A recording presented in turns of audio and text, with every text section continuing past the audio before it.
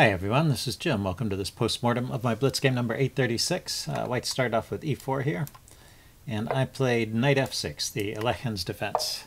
So he continued with e5, went knight d5, he goes d4, and I go d6. And all these are normal moves, and here he played knight f3. I often continue with the c4 here, just continuing to kick the knight around. And c4 also could have been played instead of d4. And both those variations often transpose into one another. But the immediate knight f3 is known as the modern variation, especially if it's not followed up with c4, at least not right away. So bishop to g4 is played, and then bishop to e2, blocking the pin is the main move. And now I played knight to c6. It turns out e6 is the main move here, and I almost played that, but then I was kind of looking at this position and wondering if there was anything wrong with knight c6, and it doesn't seem to be anything wrong at this point, but eventually I should probably play e6. We'll get to a point later in the game where that makes some difference. Anyway, he traded, and I took back with the c-pawn. Since I haven't pushed the e-pawn forward there, I still had the option of taking with the e-pawn, which is slightly preferred by the chess engine. Yeah, I looked at that line a little bit. Say, let's see, if he takes, and I take with the e-pawn, let's see, he can castle, I can go bishop e7, he can go c4, kicking the knight drops back here, and this seems to be an okay position for black, and it's the way the chess engine prefers to play it. Maybe because it likes this open line. I'm going to get castled quickly here, and the situation is pretty symmetrical, so maybe white's advantage in this line is not as great as it is in some of the other lines. So, but c takes d6 keeps a little bit of asymmetry in the position, and also I was thinking of getting in this move e5. Let's see, so he played c3, and I went for e5 right away. And it's funny that the chess engine doesn't really label this as a mistake, but I'll label this as a mistake. I really should have played e6. It's been the move for the last couple of moves that I should have played. The thing about e5 is it's really just losing a pawn, and so the chess engine's point of view is funny in that it doesn't mind the pawn sacrifice so much. So I guess if you play e6, you have a slightly cramped position, and so that's a disadvantage to black. And if you play e5, you have a freer position, more active pieces, but you're down a pawn. So it's sort of rated about even by the chess engine. But from my point of view, this is a mistake, because he really could have just grabbed this pawn. And it's a little bit complicated, but I probably should have been able to figure this out. The thing is, if I take back, he can just grab it. And, I was thinking, well, maybe I could throw in bishop takes and then take the knight. But, of course, he takes back with the queen, defending the knight. And not only that, the queen is opposite my king there, so the queen is going to take back with check. And I have to be careful not to just get into big trouble here. The knight is hanging. And if I block with the bishops, well, I guess bishop takes is playable. Bishop there maybe is playable. Oh, that's right, the bishop e7 loses the g-pawn. So anyway, queen to e7 is the move. And after this, I guess it's a playable position for black, but he has an edge in development. But on the other hand, white has no particular problems with development. Is that true? Maybe there's a little bit of difficulty for white to figure out how to untangle his pieces. So maybe I can get something to compensate for my lack of a pawn. But anyway, not such a great position. Not what I intended. Let's see. And the other line. Let's see. If I takes with the knight. If I just take back immediately, then he grabs the bishop. And well, I can keep trading. And once again, there's a position where I'm a pawn down. There's this check, which apparently is not so bad for black. So black has some compensation for the pawn, but all in all, it's not a pawn sacrifice I intended to play. So I really shouldn't have played that. Let's see. He played bishop to g5, which is not the most accurate move there. Like I said, he should have just grabbed the pawn. And let's see. I dropped my knight back to block. Apparently, bishop to e7 is better. I can see why it's better, actually. It's developing a piece. I was just a little bit worried about my loose knight there getting exploited in some way. But, well, his bishop is hanging, so he's got to do something about that. It's kind of a tricky situation. See, because if I take his, if I take his bishop, he takes back, I take the knight, trying to defend my bishop. He can still take my bishop. So, yeah, I guess his bishop isn't really hanging. Just a sequence of exchanges. But the chess engine gives this as the best line. He takes, I take, then taking here, and I move the knight. So the knight was getting chased away. He takes d6. This is a very strange line, queen to e6, and the line continues. So at the moment, white is 2 pawns up, but on the other hand, white hasn't castled, and there's some nasty pins going on here, and there's some pressure on e2, and it's apparently okay for black, and maybe a slight edge to black there, but very complicated, kind of a funny line. Anyway, I played simply with knight back to f6, so my knight's not in any trouble here, but this keeps an edge to white, which is okay. I mean, white normally has an edge out of the opening, so I wasn't too worried about it. So it continues like that with some kind of edge to white up until, well, let's keep on going. There's some kind of normal development going on here. We both managed to get castled and get our pieces out. He goes queen c2, and they go h6 to kick his bishop. And he dropped back to h4. I think at this point he's starting to, at this point it's getting to the point where black is equalizing. He should just take. And, well, I've got a secure center, and I have the bishop pair, but, well, my pieces aren't entirely well placed. This bishop is in danger of getting traded off at some point, and my pieces are kind of tied up defending the e-pawn. But so anyway, the chess engine rates this as good for white, but I wouldn't mind playing this as black either. So not too bad. But so bishop h4 is some kind of slight mistake, and black is at least equal and maybe better after this. With the move knight h5, that's the right way to respond to this. Just winning the bishop pair or forcing a trade of the dark squared bishop. So he decided to trade it off. But anyway, that was one of his good pieces, so I'm happy to get rid of it. Let's see, he went rook f to e1 here.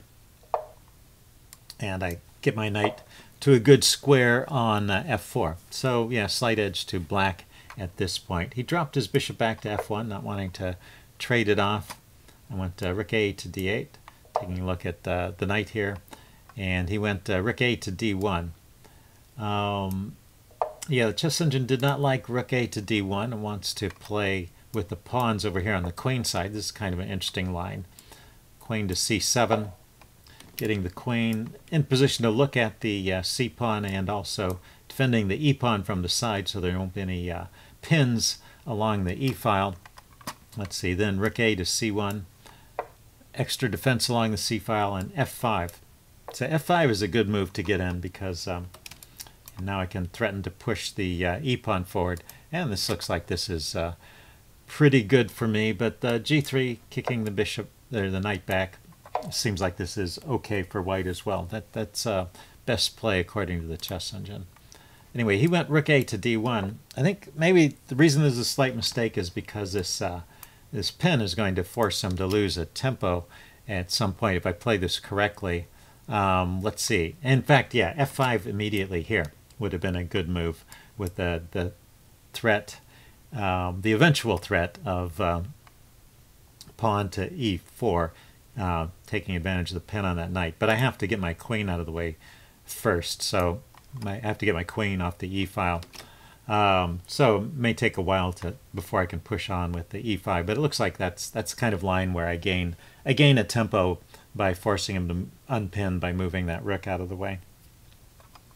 Anyway, I didn't play that way. I continued with rook f to e8, centralizing my rooks. He went queen b3, and I went queen c7. So I'm getting off of that e-file. Now I'm thinking about doing things like f4, f5, and e4.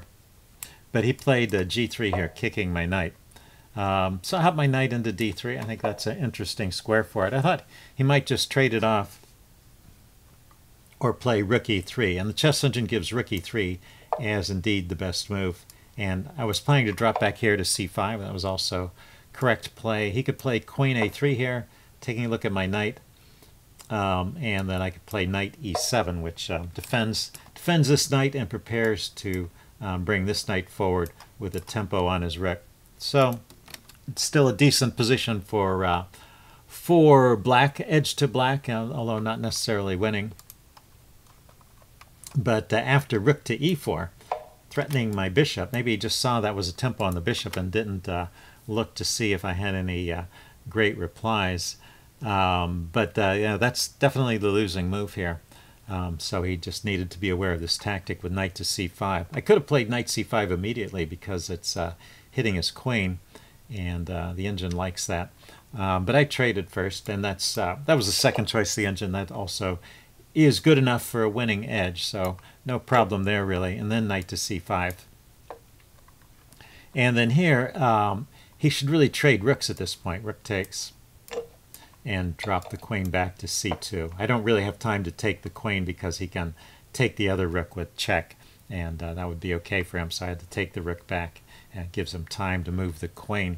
The way he played it, he played queen c2 first, and right here I didn't play the best move. So if you want to think about this position for a little bit, see if you can spot the best move for black right here. Okay, pause the video if you want time to think about it. I'm going to give the answer away now. The best move for black is to take the rook. The thing is, the queen is overloaded. The queen was defending that rook, and it was also defending this rook. So if the queen takes here, then you can win that rook. So you win a whole rook this way, whereas the way I was playing it, I just won the exchange. Because he went queen c2. I went knight takes e4 immediately, and now he has time to play rook takes d8. So it's giving him this out. That's why I needed to take the rook first. After I take back, then he grabs the knight. So I've won the exchange. I still have a winning game here, but I don't know. This kind of position is a good example of when you see a good move, you should look for a better move. That would have finished the game more quickly and more certainly, because the advantage of an exchange is probably enough to win. I think it was in this case because I didn't have any particular disadvantages. White didn't have any compensation, so it's a winning edge. But the game continues, and and I can always make mistakes.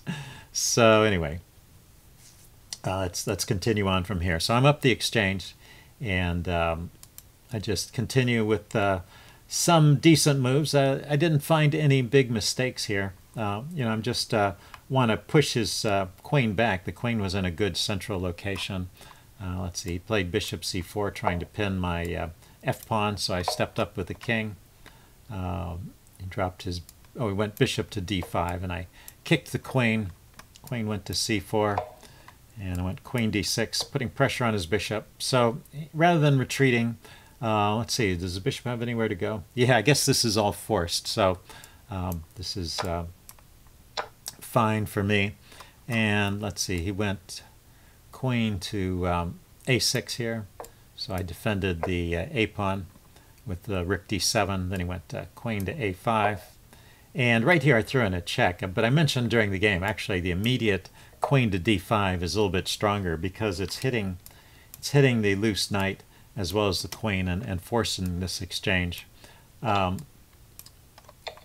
So the check actually just helped about it, just gave him a move to bring his king closer to the center in the endgame, and it also made this move less forcing. So the way I played it, I gave the check first, which brought his king up, and then dropped my queen back here with the same idea of provoking a trade of queens. And it turns out, I mean, technically he doesn't have to trade queens here, but the chess engine actually thinks that trading queens is the best that white has anyway. So we end up in the same kind of position, which is an endgame, where I am up the exchange. But I could have had this position with this king back one step further and in a more certain way. So that was a little mistake. But anyway, this is still winning. Let's see, he brings his king over to f1, play c5. Another little wrinkle here. I was worried. I wanted to play e4, and I thought he would play knight d4, and I didn't see how my rook would penetrate. But of course, I play c5 at this point. There's a check here, but it doesn't actually do anything because this pawn is defended, and I can move my queen to attack the rook.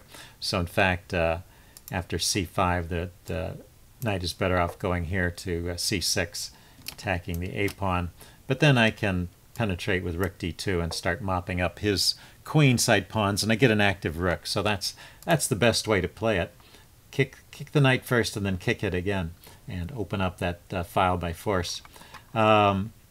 So anyway, I played c5 first, preparing e4, but this gives his king one step again, and now my rook is not going to be penetrating so easily. So I can kick his knight around and force it to a worse square and bring my king forward.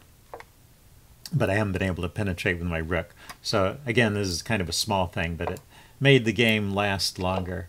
Let's see. So we continued, but no big mistakes. I'm keeping a winning edge through all of this. So let's just continue. I think this is all fine. I'm using my rook actively. This was a nice touch, I think, sacrificing a pawn so that finally I get my rook through, and it was only a temporary sacrifice of the pawn because I'm winning it back here anyway.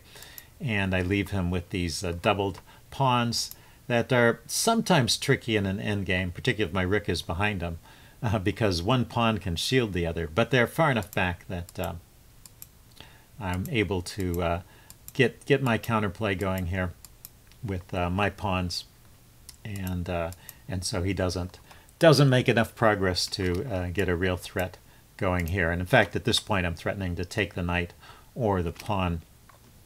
And that will certainly win, so he resigned. Anyway, it was a fun game. Hope you guys enjoyed it, and I will see you again soon. Bye.